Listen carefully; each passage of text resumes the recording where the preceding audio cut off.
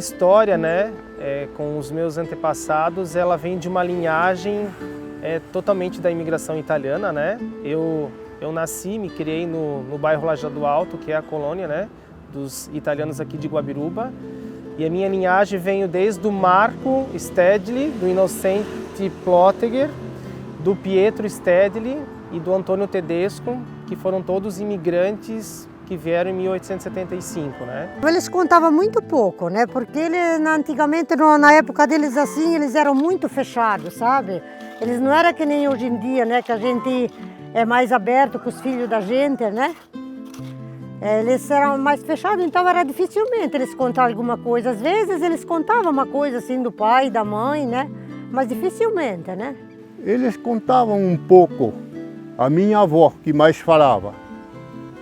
Falavam que os velhos que vieram de lá, vieram de navio, ficaram muito tempo no navio para chegar. E contavam um pouco da chegada dos velhos aqui.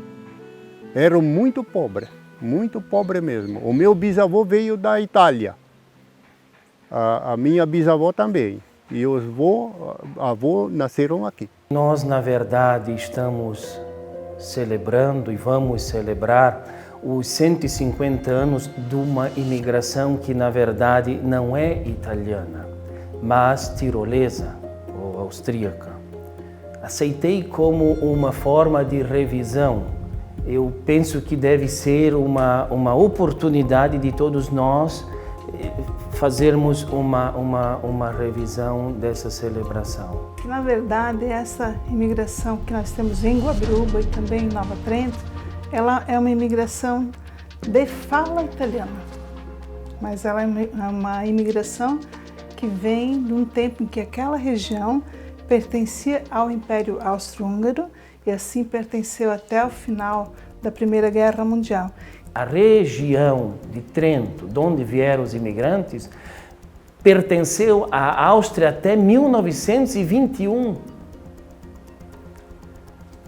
Desde 1363, por quase 600 anos austríacos, o passaporte austríaco. Então, é mais tempo que a história do Brasil. Então, nós não podemos, de fato, celebrar isso como imigração italiana simplesmente. Então, imigrantes tiroleses, pertencentes à Áustria, de língua italiana, que depois passou a pertencer, em 1921, oficialmente à Itália. Mas é muito claro, tá? Muito claro que o que nós temos aqui é uma colonização do Tirol, né? Então, a época ocupada pelo Império Austro-Húngaro, porque era uma região que tinha um mix de pessoas de fala italiana e também de fala alemã. Porque além de pertencer ao Império Austro-Húngaro, aquela região recebeu no passado imigração alemã, que persiste lá até hoje e que veio para cá também.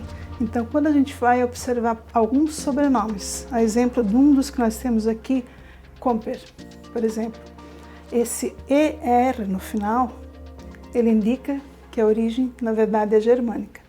Então, nós temos aí um mix de composição originária. Depois da Primeira Guerra, quando o território foi anexado à Itália, o nome mudou mudou. O velho Tirol passou a ser o Trentino Alto Adige.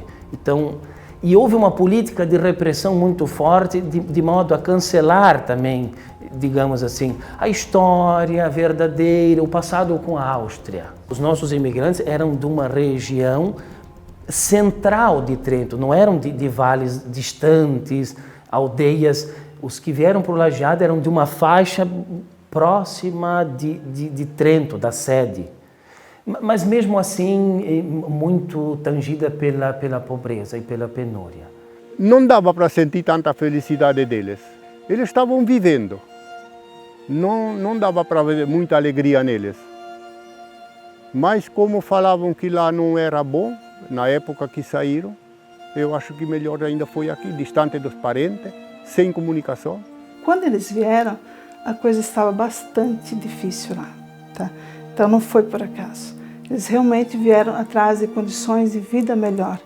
os historiadores eles nos dizem que eles eram esfarrapados, né? Pelo que vi, estudei e também estive lá, eu percebi que a penúria era tanta que a imigração, de fato, resultou com uma grande esperança na vida daquelas famílias.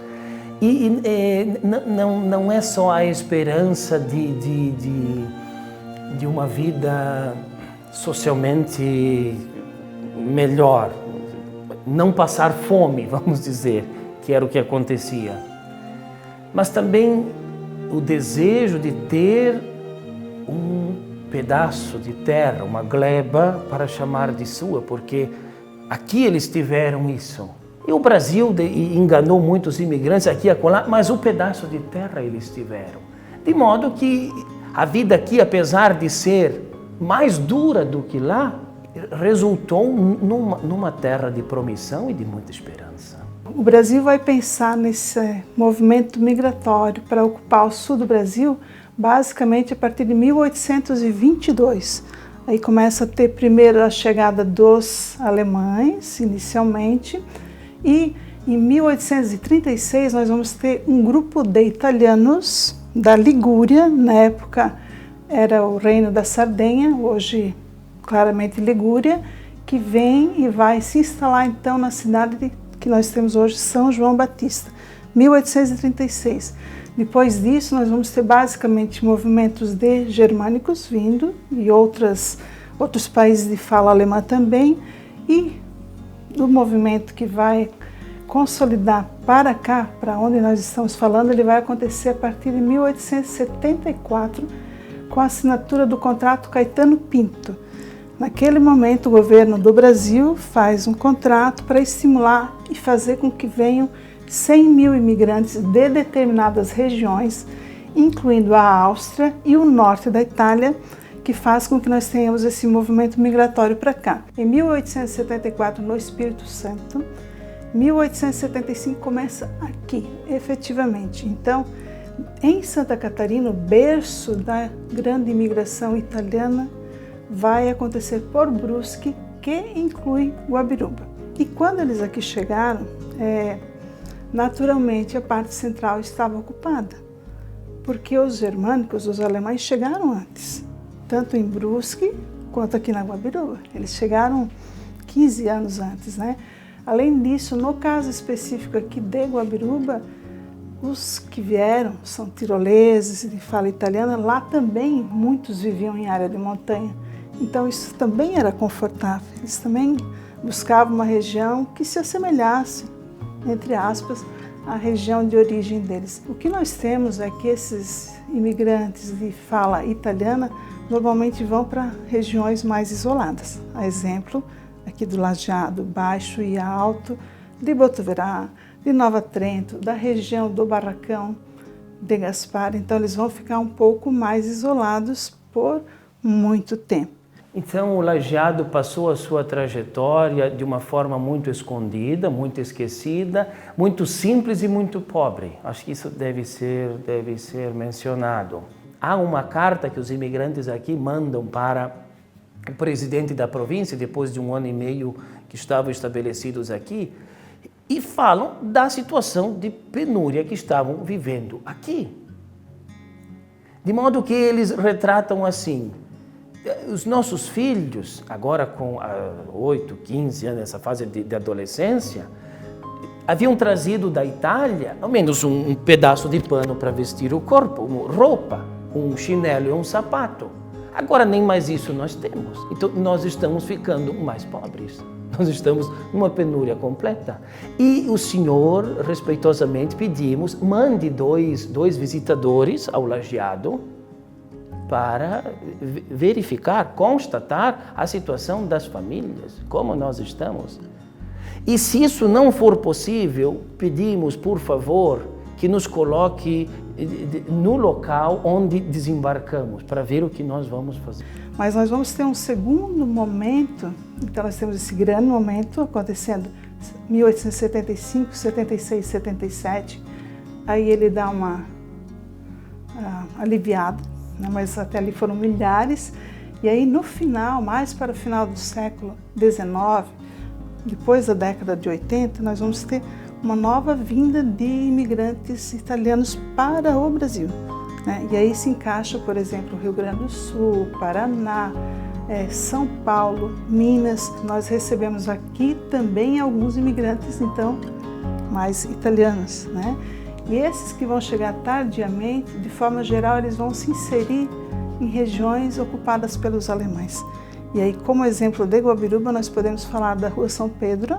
Eu acho que tudo isso, nesse tempo que nós vamos viver do sesquicentenário, faz a gente refletir. Eu acho, historicamente, precisamos de uma correção. Uma correção, uma imigração austríaca, uma imigração dita tirolesa, de língua italiana. E era isso que eu ouvia dos antigos. Nós somos tiroleses. Não diziam italianos puramente, tiroleses.